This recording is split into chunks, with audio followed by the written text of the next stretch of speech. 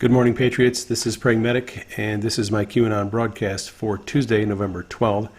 This is a thread based on Q posts that were dropped on November 11th after 8kun came back online yesterday.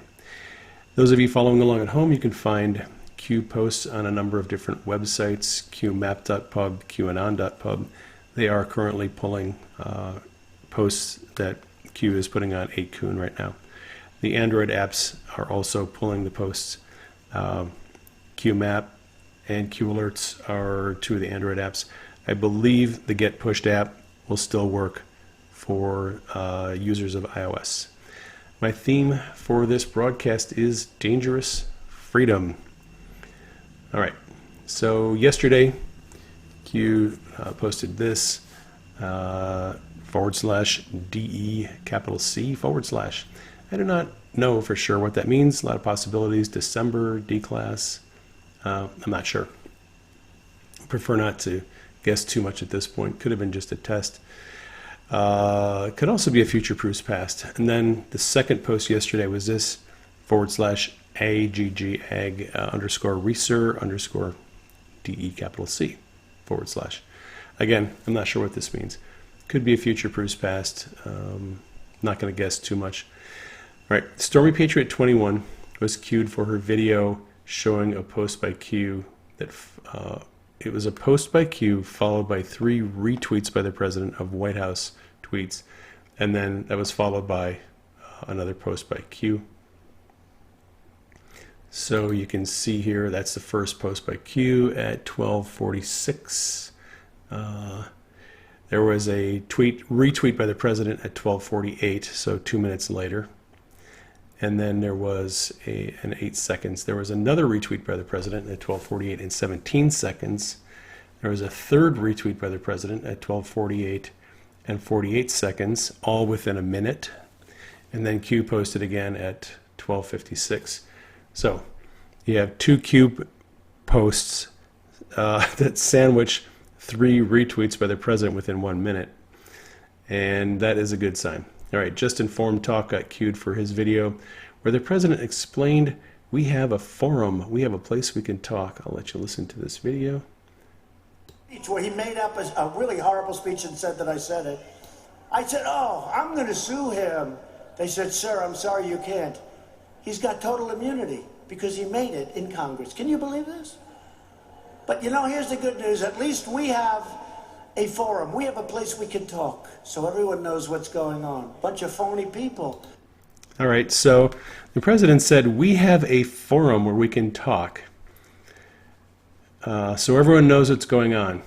Q reposted that link to Just Informed Talk, kind of suggesting that 8kun and Q may be the forum where we can talk. All right, so we have this post. Q has /AGG _image failure route _DOD _11.1118 America will be unified again. Future proofs past. Okay, so again we have this AGG.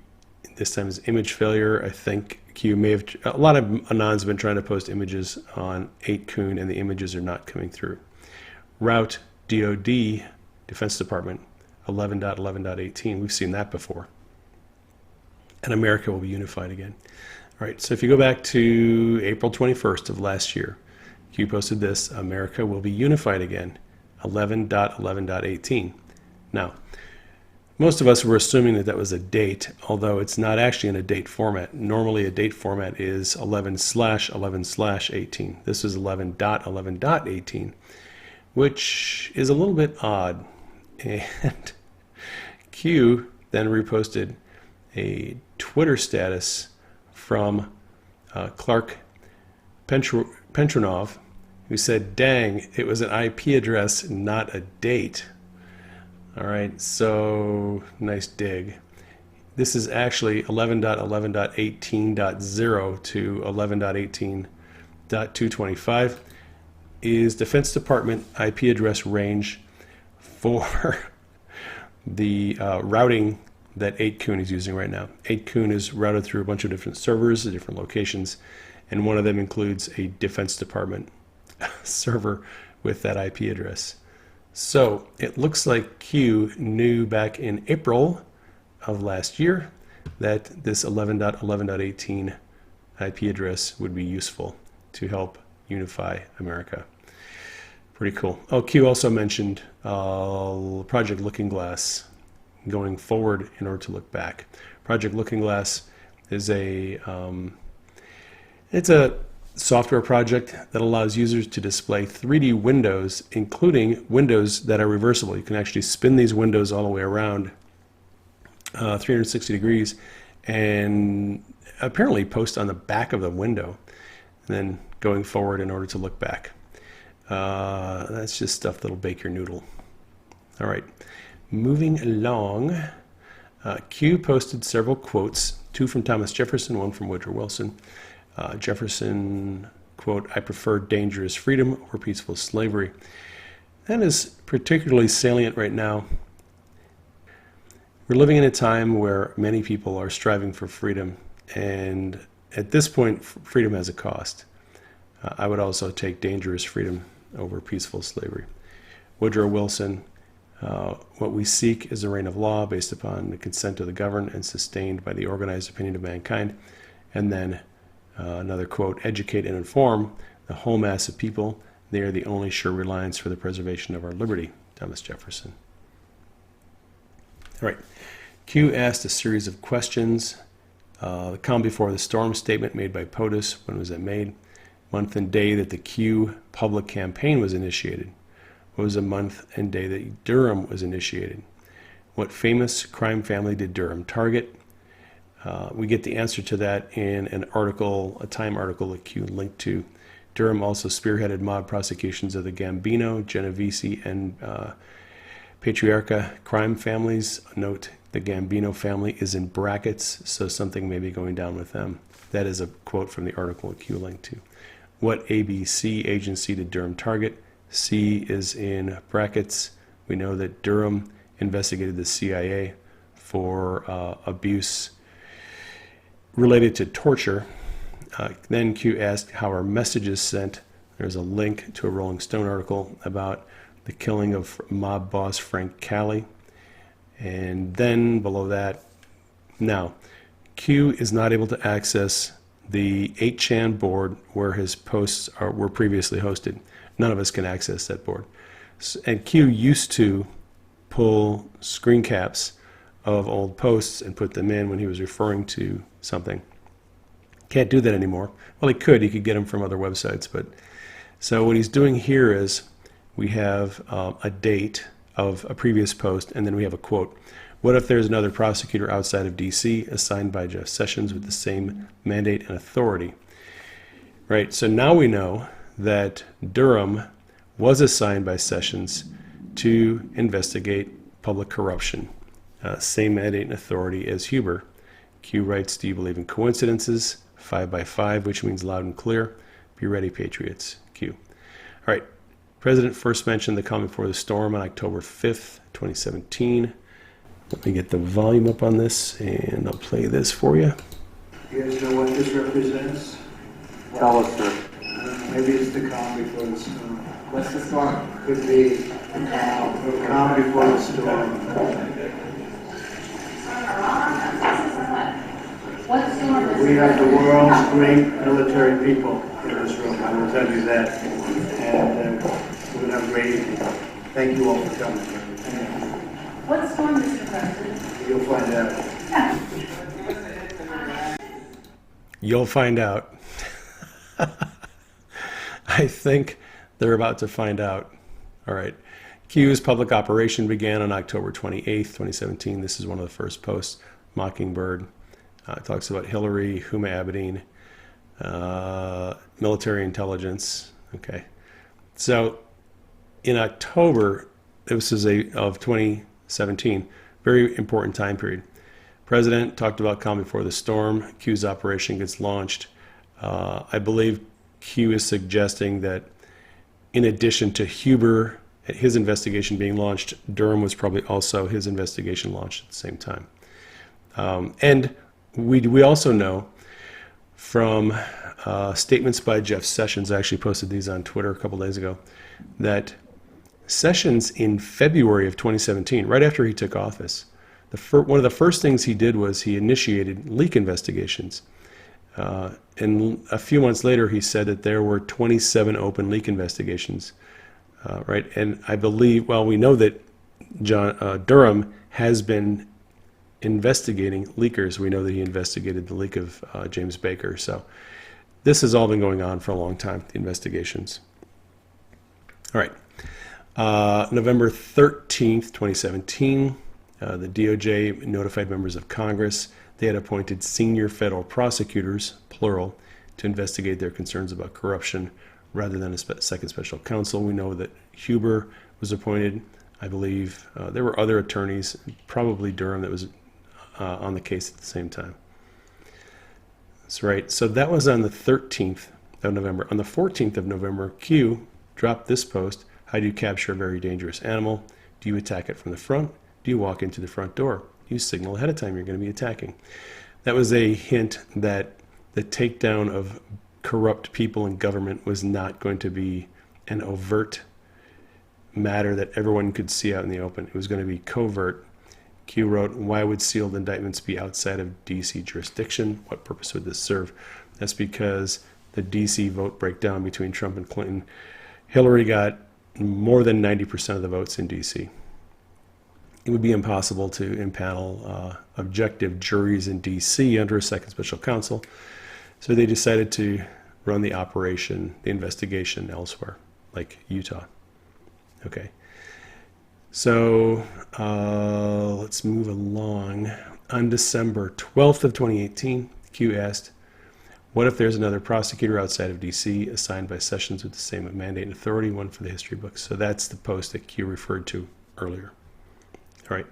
And we know that Durham has been investigating public corruption since at least October 3rd, 2018, probably a lot longer. I think he was in 2017. He was one of the attorneys that was appointed by Sessions to investigate leaks and corruption. This is the article from Time magazine that Q linked to. Durham specialized in prosecuting public corruption, including several investigations of the CIA. And like we said before, the Gambino, Genovese families, and the Gambino families in brackets. All right. Q wrote, how are messages sent? And then we have this article, which is about this guy who gunned down mob boss Frank Cali, supposedly drew a Q on his palm when he appeared in court. And I'm not sure what the relation of that is. There's a lot of guesses, but I don't have any firm conclusion on that. All right. Mainstream media, constant attacks. Ask yourself why, Q. We have a link to a post by Duffing It Up, also called The Dem Party is Dead, who realized we have a zero delta. All right, so I was kind of holding off to just state publicly that I think this entity posting with Q's trip code is Q, because I wanted to see a zero delta. Well, we had a zero delta yesterday.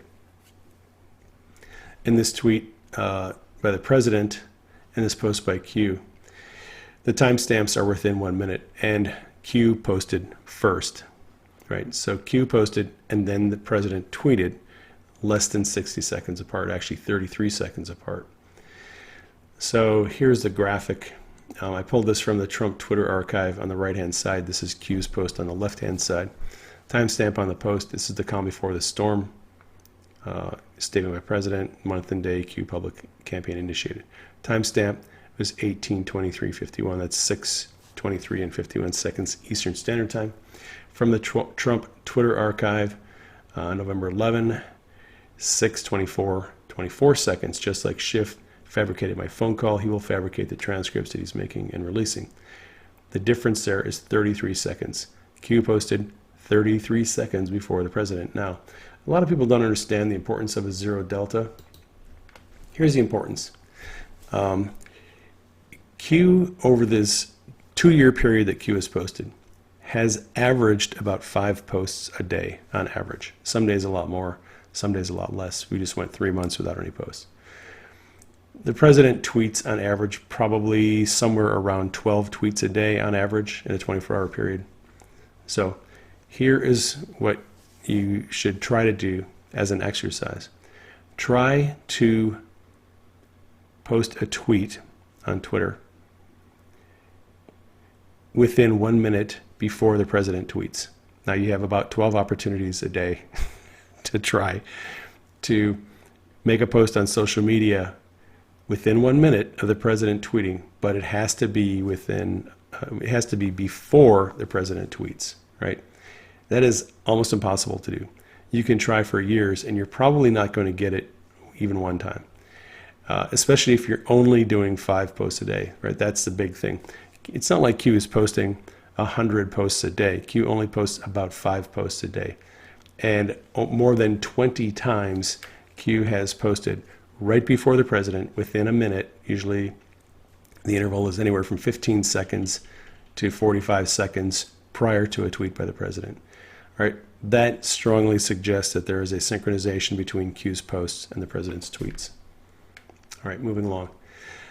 On June 12th, 2018, as Trump and Kim Jong-un were meeting in Singapore, Q posted this: "Would you believe Hussein, Obama, tried to call Kim prior to the summit? He did not have his updated phone number. 3 North Korea generals released, closed the pathway for bad actors." I believe Q has hinted that at that time North Korea was actually under the control of the CIA and that the strings were cut, and that's why Kim met with Trump. Now, Q pulled a quote from that post. That's why I posted it up here. "Would you believe Hussein tried to call Kim prior to summit? Didn't have his phone number." Here's a link to an article. And Q writes, "Previous number was being tracked, surveillance, by a select dedicated team, I'm guessing CIA. They were watching Kim and probably a lot of his staff and security people. Number breakdown, pre and post president-elect. Do you believe in coincidences relevant to future upcoming events?" Right. So Q posted a link to this article where Trump claimed that Obama tried to call Kim Jong-un 11 times, but Kim never picked up the phone and wouldn't talk to him. Trump says because he didn't like talking to Obama. And we also know that Obama didn't have his current phone number because this article explains that Kim actually had all the numbers in North Korea changed. The press called him a paranoid person. However, after the removal of the CIA's influence, they probably had everybody's numbers. It was probably a good idea to change all the phone numbers in North Korea after you get rid of the CIA.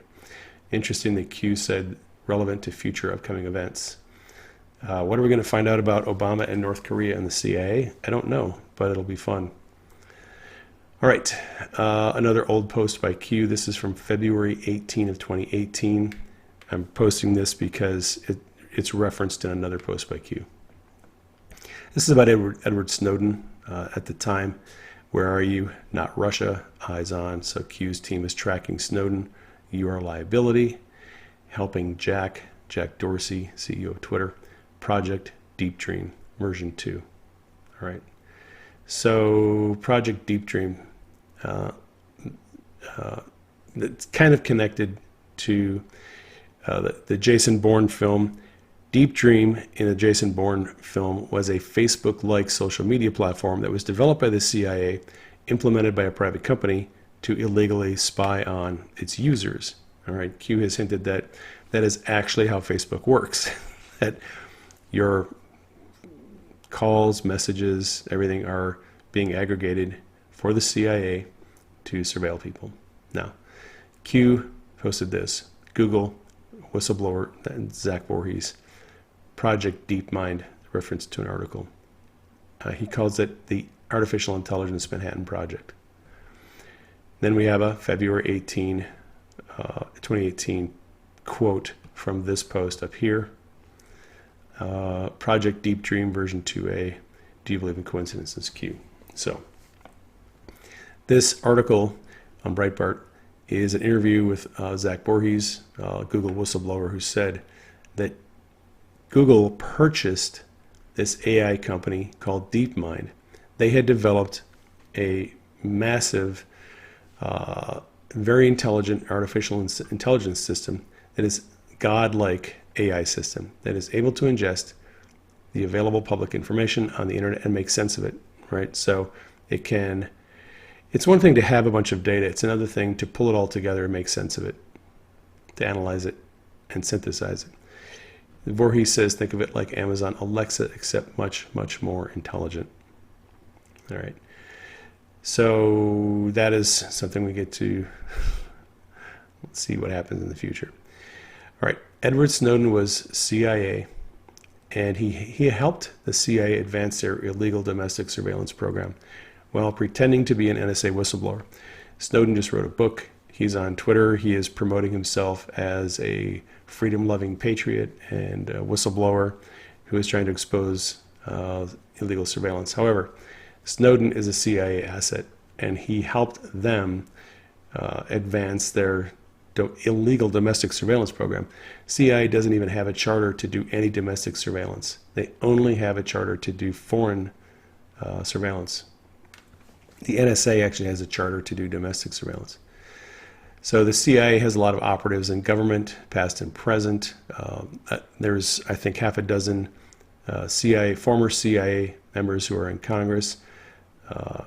Then Q asks, former CIA elected to Congress, running for Congress, running for Senate, elected to Senate. Former CIA elected to presidency. Bush 41 was CIA director before he became president. Define black op, brackets, clandestine, right? So secret operations. Q here is suggesting that the CIA has been inserting people into the government for a long time as part of their clandestine operations. Once CIA, always CIA. Snowden, pre-NSA. Snowden worked for the CIA. Snowden, base of ops, geolocation, in brackets. Whistleblower versus POTUS. Whistleblower is former CIA who is attached to the National Security Council, I believe. Or at least he was detailed to the White House. Was he former CIA? Yes, defined black op, clandestine. What happens if rogue elements of the U.S. ABC, CIA intelligence agency, target to insert U.S. political system, president, vice president, House, Senate, National Security Council, U.S. ambassadors, etc., in a black op designed to control friends versus foe targeting for self-preservation of the agency and their agenda? NSA versus CIA. This war has been going on for a long time. Q. All right. Q indicated some time ago, this is an old post, Mueller, this is an order of operations for prosecution. First, we'd have the Mueller investigation. That would have to be over. Then we'd get D-Class and the Inspector General report. That would lead to the public knowing the truth, and that would make it possible to bring justice, prosecution. We know that the IG report is coming soon. We know that D-Class of the Spygate documents is coming soon. That'll all probably be rolling out in the next month. All right.